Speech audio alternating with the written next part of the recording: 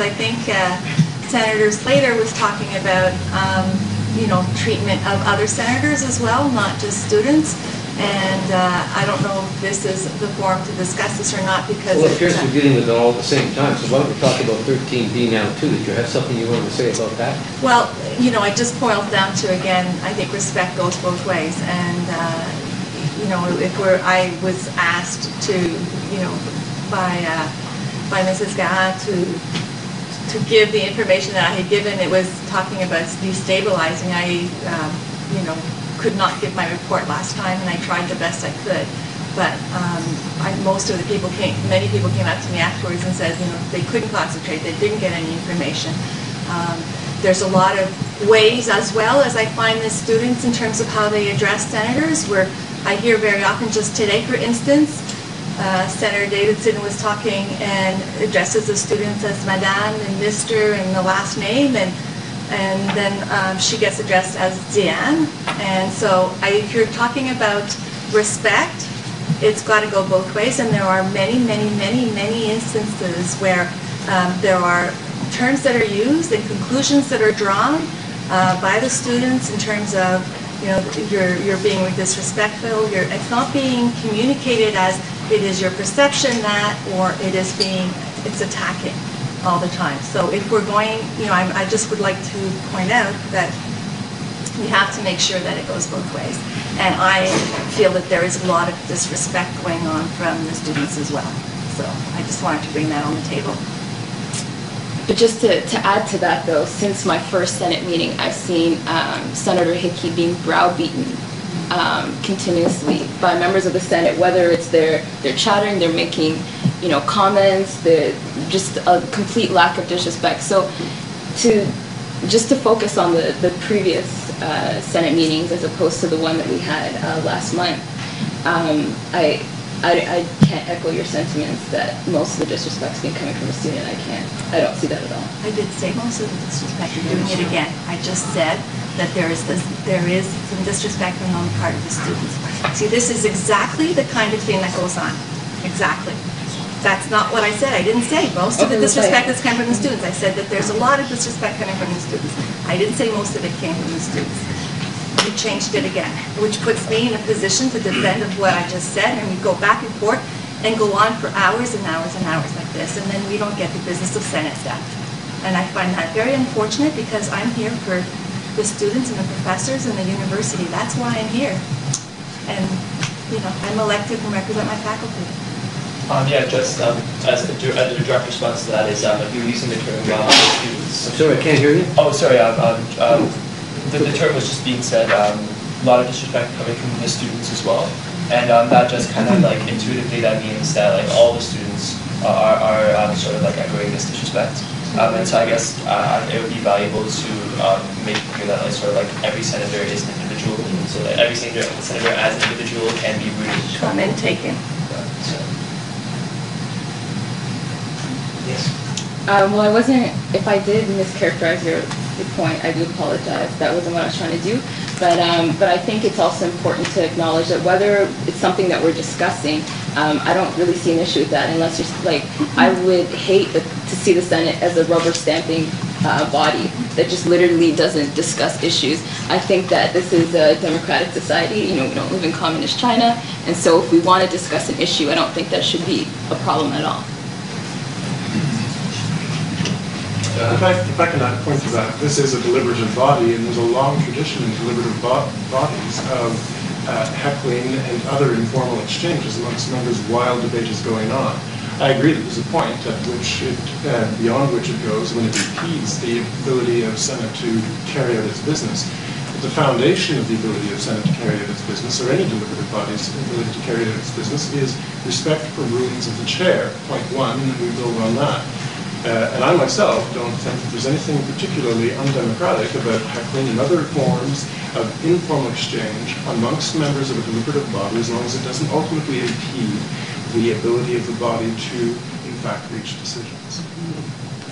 I would strongly echo what you said. I believe my colleague who raised this point might have been commenting on some points that I made in response to Mr. Hickey's interventions. I have side I have made side comments below my breath, and I apologize to he if he's offended by that. But at the same token, I've also smiled and made sort of positive comments when I agree with things, and I think that's what you're getting at.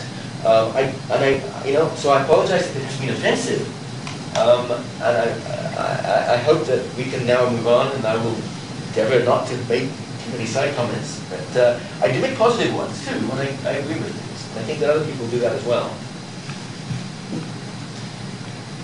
I would like to thank the Senator for his apology.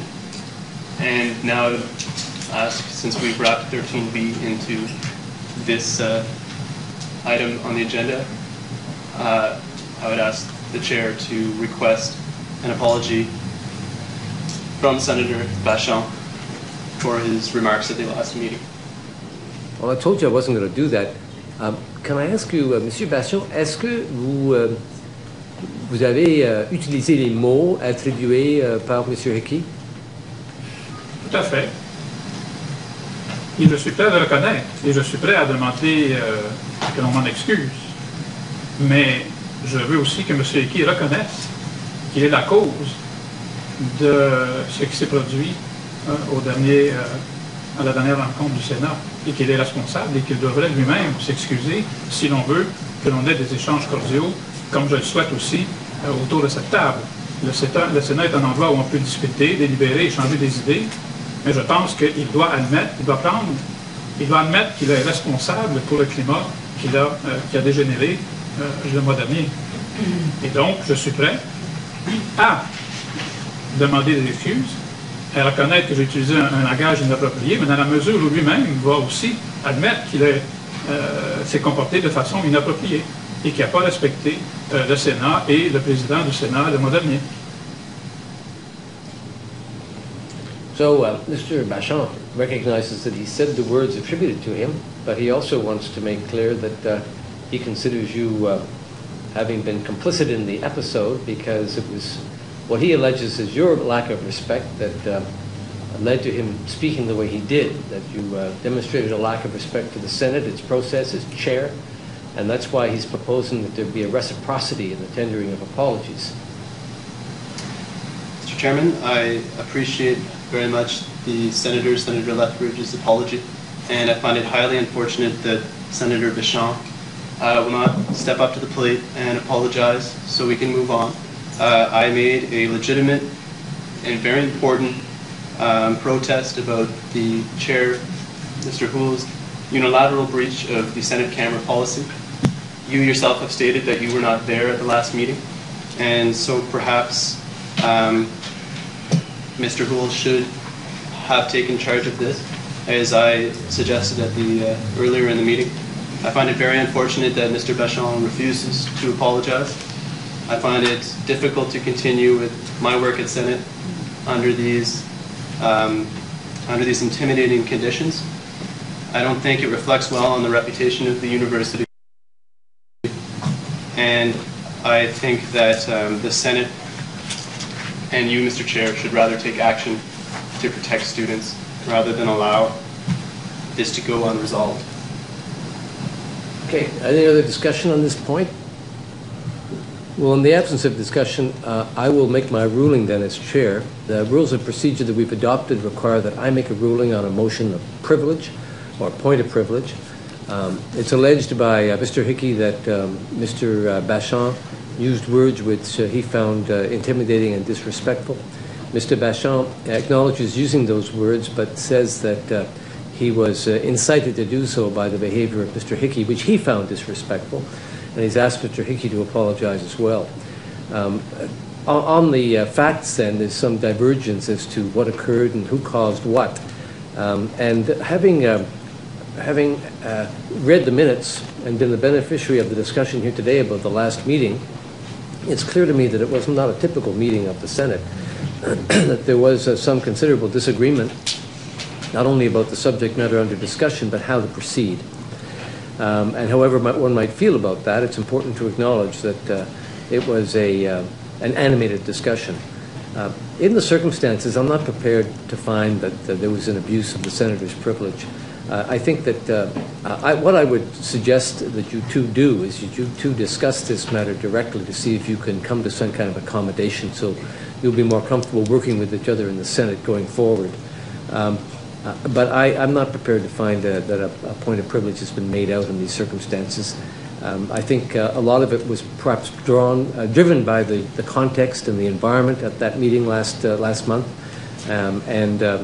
I think, as Mr. Vachon has said, that should be taken into account, and the role of all parties in the interaction is important. So I'm going to rule against the point of privilege, and I'm now going to suggest that we go on with the balance of the agenda for the meeting. On a maintenant l'item numéro 11, rapport du collègue universitaire au Conseil des universités de l'Ontario. Madame Linda Garcia.